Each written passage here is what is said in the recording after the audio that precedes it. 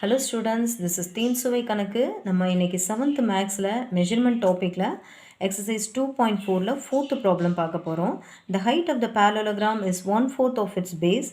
If the area of the parallelogram is 676 square centimeter, find the height and the base. ஓகேவா?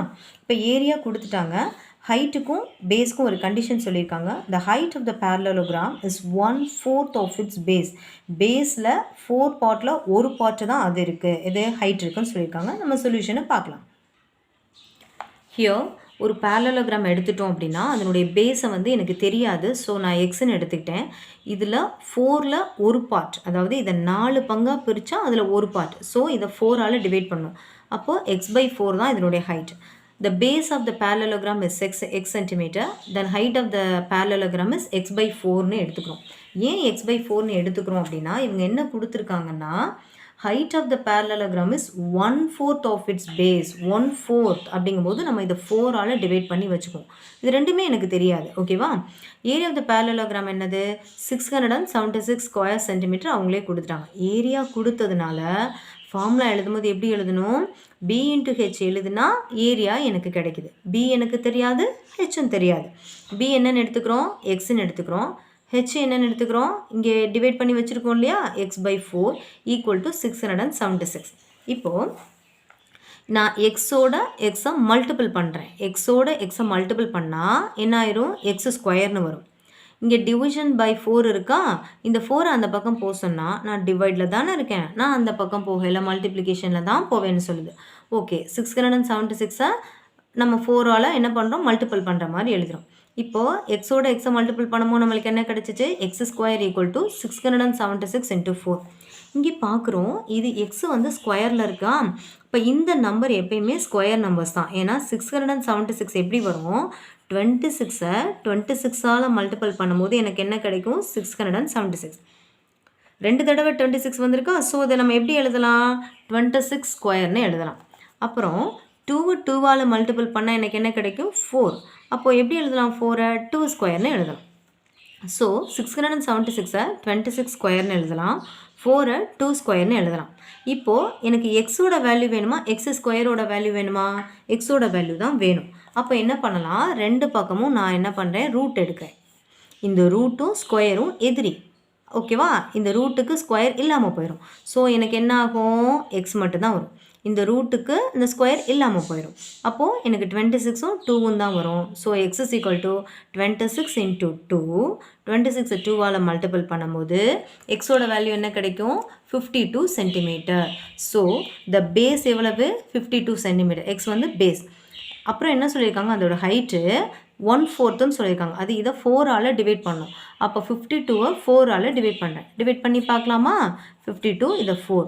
1/4 are 4, balance 1. இங்கே 2 இறக்குறோம். 4 3s are 12.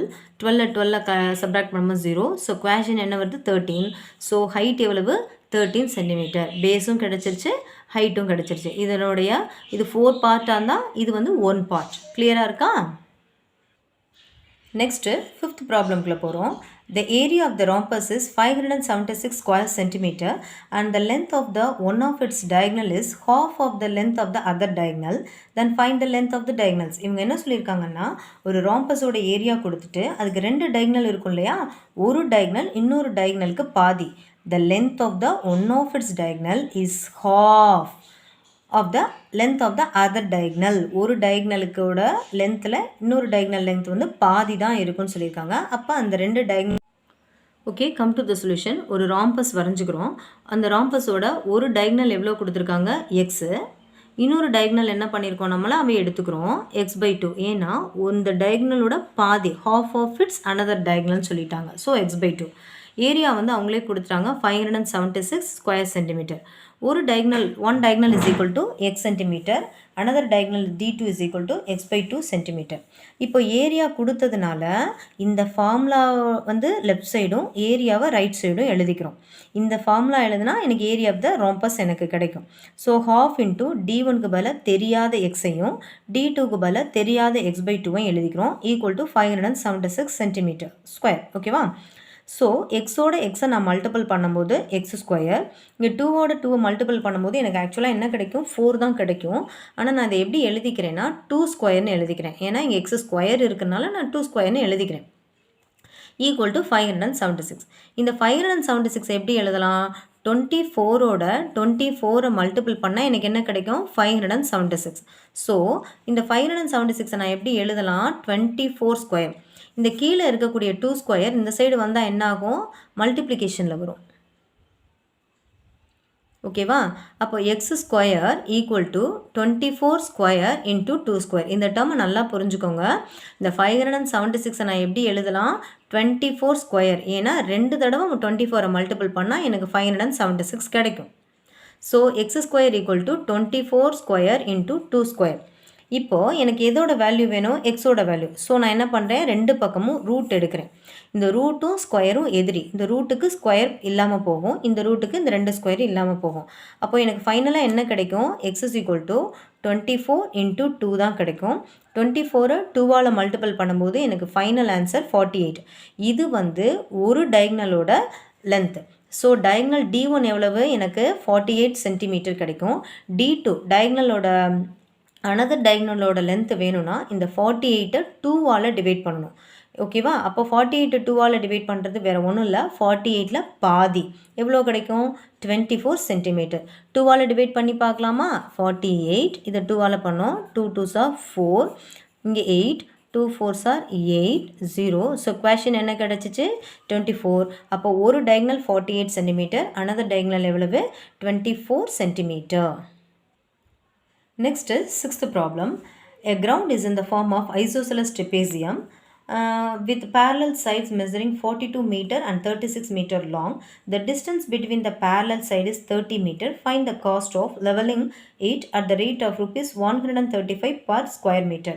இப்போ ரெண்டு parallel sides கொடுத்துட்டாங்க, ஒன்று A இன்னொன்று B. அதோட டிஸ்டன்ஸ் எவ்வளோ கொடுத்துருக்காங்கன்னா, parallel சைடோட distance which is nothing but the height எவ்வளோ கொடுத்துருக்காங்க, 30 மீட்டர்.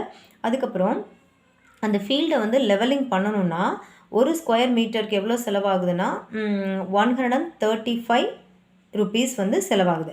அப்போ டோட்டலாக எவ்வளோ செலவாகுன்னு நம்ம கண்டுபிடிக்க போகிறோம். நவ் ஒரு ஐசோசெலஸ் ட்ரையாங்கிள் ட்ரெபேசியம் வரைஞ்சிக்கிறோம். ஐசோசெலஸ் ட்ரெபேசியத்தில் ஒரு parallel side 42 metre, next parallel sides 36 metre, அதோட height 30 metre. A equal to 42 metre, B equal to 36 metre, H is equal to 30 மீட்டர்னு எழுதிக்கிறோம். ஏரியா வேணும்னா half into H into A + B square unit. Half எழுதிக்கிறோம். Height எவ்வளவு, 30 metre. A + B அதாவது 42 36ஆல் என்ன பண்ணுறோம், add பண்ணுறோம். 42ஐயும் 36ஐயும் ஆட் பண்ண போகிறோம்.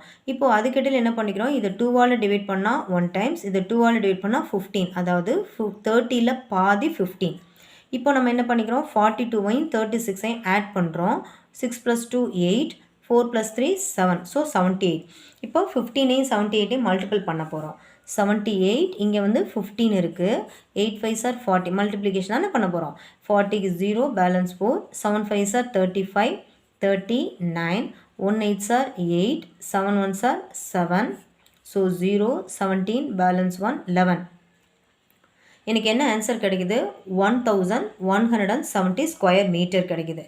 அடுத்து நெக்ஸ்ட்டு ஒரு ஸ்கொயர் மீட்டரை க்ளீன் பண்ணணும், அதாவது லெவலிங் பண்ணணும்னா எனக்கு எவ்வளோ ருபீஸ் செலவாகுதுன்னா 135 ருபீஸ். என்கிட்ட இருக்கக்கூடிய ஏரியா எவ்வளவு, 1170 ஸ்கொயர் மீட்டர். அப்போ என்ன பண்ணணும், 1170 135ஆல் நம்ம என்ன பண்ணுறோம், மல்டிபிள் பண்ணுறோம். மல்டிபிள் பண்ணால் எனக்கு என்ன ஆன்சர் கிடைக்குது, 1,57,950. மல்டிபிள் பண்ணி பார்க்கலாமா, 1170 இதோட 135 நான் மல்டிபிள் பண்ணுறேன். 0 × 5 0, 7 5s are 35, balance 3, 1 5s are 5, 8, 1 5s are 5. அடுத்து 0 × 3 0, 7 3s are 21, balance 2, 1 3s are 3, 4 5, 1 3s are 3. Next 0 × 1 0, 7 1 1, 0 5 9 10 7 17, balance 1, 451. இதை இந்தியன் சிஸ்டத்தில் நம்ம பிரித்தோம்னா இப்படி பிரிக்கலாமா? அப்போ 1,57,950 rupees செலவாகும். ஓகே ஸ்டூடெண்ட்ஸ், நல்லா கிளியராக புரிஞ்சா நம்ம அடுத்தடுத்த ப்ராப்ளத்தோட சொல்யூஷன் நெக்ஸ்ட் வீடியோவில் பார்க்கலாம். தேங்க்யூ.